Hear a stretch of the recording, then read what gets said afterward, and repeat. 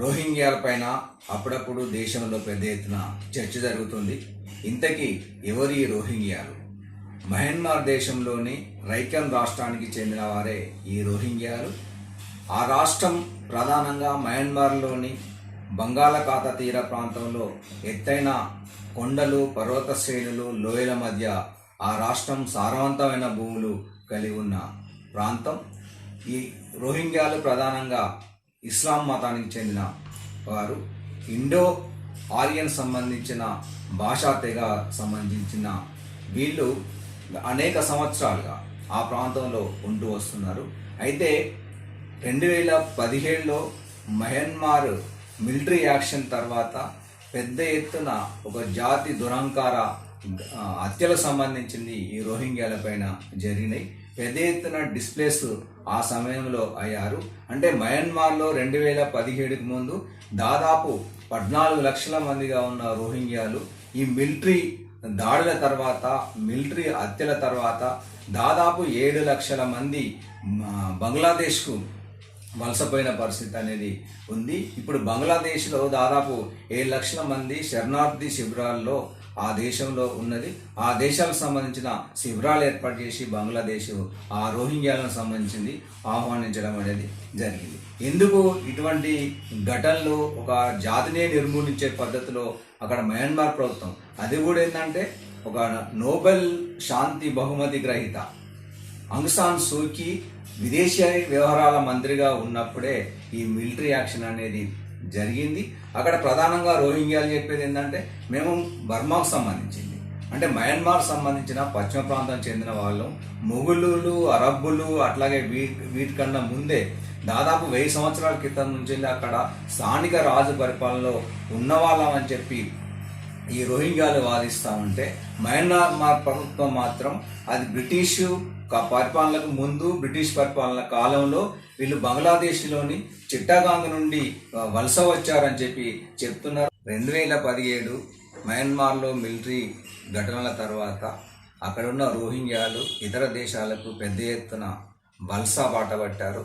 ఆ నేపథ్యంలోనే భారతదేశంలోకి చొరబడకుండా ఇక్కడున్న కేంద్ర ప్రభుత్వం ఒక పటిష్టమైన చర్యలు చేపడుతున్నామని చెప్తున్నారు. కానీ 2017 తర్వాత ఈ 7-8 సంవత్సరాల కాలంలో సమయము, సందర్భంగా వచ్చినప్పుడల్లా కూడా కేంద్రంలోని బీజేపీ సర్కార్ సంబంధించిన మంత్రులు కానీ, వాళ్ళ ప్రజాప్రతినిధులు కానీ పెద్ద ఎత్తున రోహింగ్యాలు దేశంలో చొరబడ్డారని చెప్పి ప్రకటనలు చేస్తున్నారు.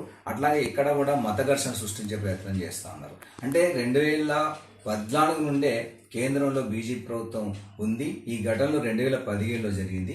2017లో జరిగిన తర్వాత ఒకవేళ మయన్మార్ నుంచి వెళ్ళి రోహింగ్యాలు కనుక భారతదేశంలో చొరబాట్లు కనుక చేస్తే దాన్ని నివారించడంలో వీరు తీసుకున్న చర్యలు ఏంటిది అంటే రాష్ట్రాల మీదకి నెట్టేసే ప్రయత్నం చేస్తూ ఉన్నారు.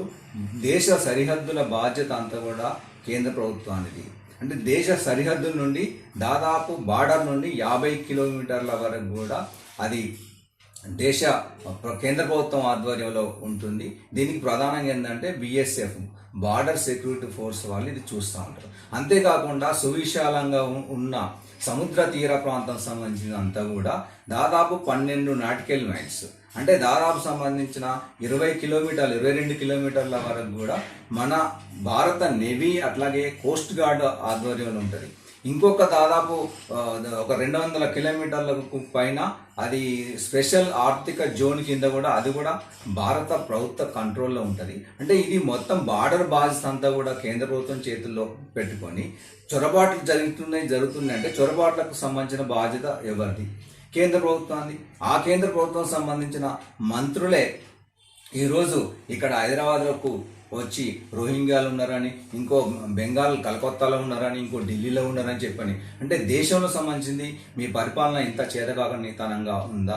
మీరు కనుక నిజంగానే రోహింగ్యాలు కనుక దేశంలో అక్రమ చొరబాట్ల కథ జరిగి ఉంటే అది కేంద్ర ప్రభుత్వాన్ని బాధ్యత, అది రక్షణ శాఖది బాధ్యత అవుతుంది, అది హోంశాఖది బాధ్యత అవుతుంది తప్ప ఇంకోటి అదేమిటో. కానీ బీజేపీ అధికారంలో ఉన్నప్పుడే విదేశాల చొరబాటు, ఉగ్రవాదుల చొరబాటు అనేది జరుగుతూ ఉంది. గతంలో వాజ్పేయి అధికారంలో ఉన్నప్పుడు కార్గిల్ చొరబాట్లు జరిగాయి. ఆ తర్వాత సంబంధించిన చొరబాట్లు అనేవి అప్పుడప్పుడు కంటిన్యూ అవుతూనే ఉన్నాయి. పుల్వామా చొరబాట్లు జరిగాయి. మొన్నటికి మొన్న పహల్గాం సంబంధించిన ఒక 4 ఉగ్రవాదులకు సంబంధించింది చొరబడి పెద్ద ఎత్తున నరమేధం సృష్టించడం అనేది జరిగింది. అంటే ఇటువంటివన్నీ కేంద్ర ప్రభుత్వం యొక్క నిఘా వ్యవస్థల అలసత్వం అనేది, నిర్లక్ష్యం అనేది చాలా స్పష్టంగా కనబడుతుంది.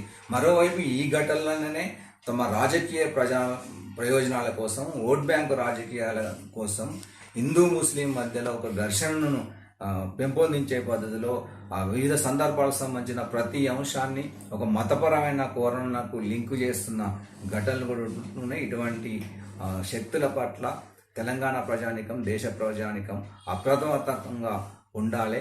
ఓట్ బ్యాంక్ రాజకీయాలకు ఉపయోగించుకునే పద్ధతులను వ్యతిరేకించవలసిన అవసరం ఎంత ఉందని చెప్పి సందర్భంగా కోరుతా ఉన్నాం.